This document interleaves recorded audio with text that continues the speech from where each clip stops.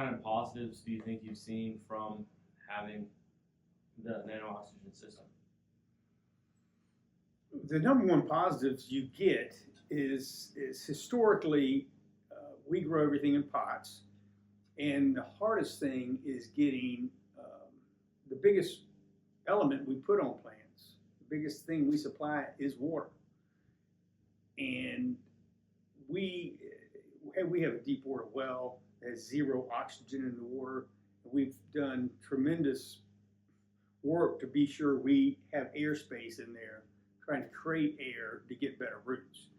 And the things we've done have helped, but we still were looking to do something because our oxygen was basically at 1 part per million at the best. Sometimes it was even less than that. And we never felt I was getting big enough, thick enough root growth on a lot of our crops until we went with the NanoOxygen system, which was supplying up to 20 parts per million oxygen to the roots. And you saw immediate impact on the growth. Bigger, faster roots, better fertilizer absorption is probably the thing that jumps out at you at the most, really the most when you start with this. Our operation, we've got about 650,000 square feet of greenhouse space. And so it's a large operation. And it is adaptable to that. I mean, we're moving a lot of water. Everybody has different types of systems. Ours is a well system going into a pressurized tank, and then out to the individual houses. Each block is 36,000 square feet, and they'll run multiple blocks at a time of houses. So it's a fairly large potted plant operation. All right, since implementing the NanoOxygen system, have you seen faster germination of your plants? What we see is quicker rooting out of the plant, more so almost than germination. I think once the plant is started and started to grow, we get, because of the oxygen in there, you get much better rooting. Has the timeline from germination to harvest decreased? Not a ton. A bigger impact is once transplanted into the final container. We see quicker and better growth. Okay. Have you seen an increase in yields? Yes, because I think we've got such a, what we really are out to do is grow roots. You got good roots, you got a good top. Everything else is good. More roots, more fruit. And so dramatic increase in the root mass results in higher yield. What has the system done for decreasing disease pressure in the plants? I tell you, it's the biggest thing, the thing that jumps out at me is we always had, in the summertime especially, fusarium issues, which starts in the roots, root fungus, and we would apply all kinds of fungicides, and they would help a little. We never got rid of it. We see zero fusarium in the summertime now.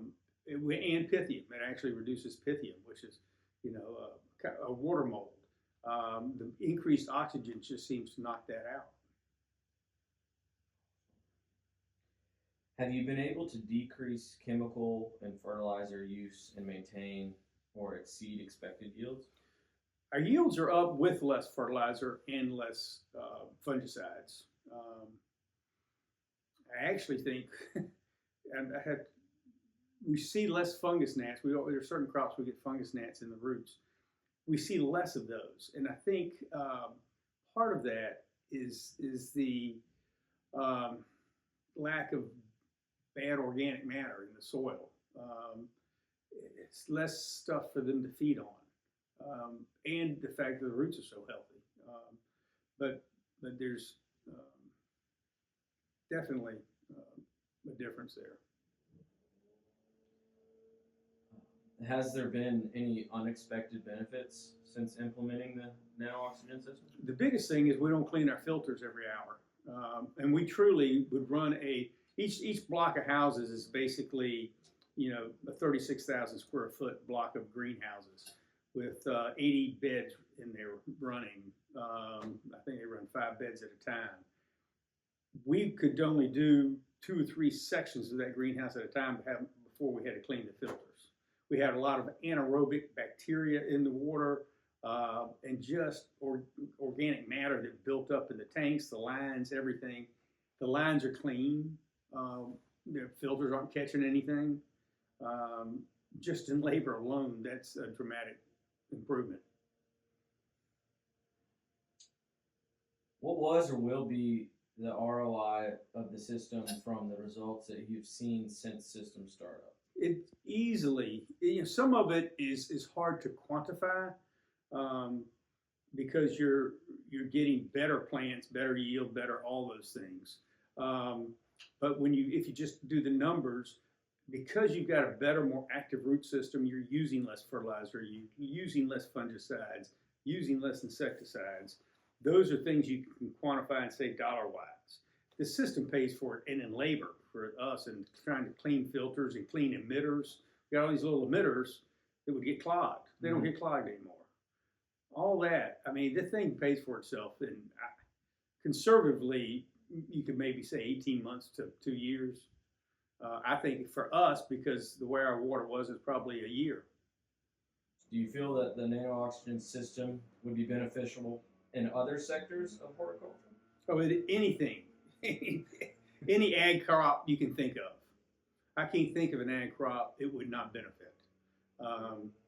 Like I said, that's a huge part is oxygen in the soil, oxygen around those roots. And plus we're doing the ozone, which is disinfecting the water. Depends on the water supply. A lot of people use pond water. Ozone is going to be critical to keep disease and pathogens out of that water. So, I mean, it's just pretty dramatic. NanoOxygen system uses pH control with CO2.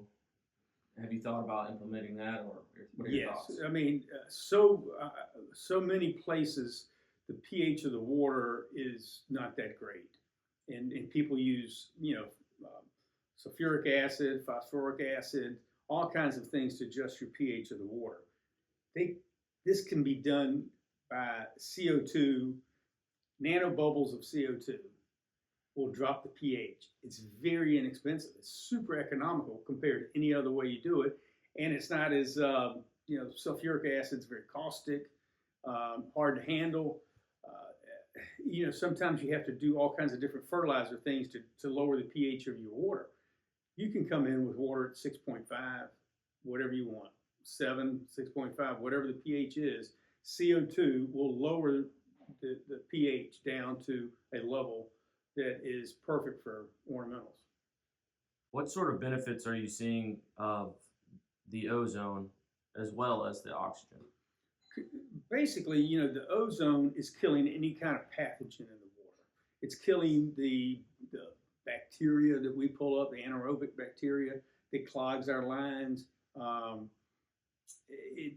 You're getting very clean, disease-free water, which immediately is going to reduce your fungicide usage. So we think ozone is important to have because we're getting very clean water. The importance of what we have found, I mean, it is not a complicated system. It's a simple system. It doesn't take a lot of maintenance. And anybody who grows anything knows the importance of having oxygen around the root zone and getting it in there. And the benefits. We've never been able to grow a plant where our dissolved oxygen is at 20 parts per million. And to see the difference in that and the benefit it makes for us, it's as simple of decision. I've always wanted to be able to increase my dissolved oxygen. Probably for 20 years I've been researching.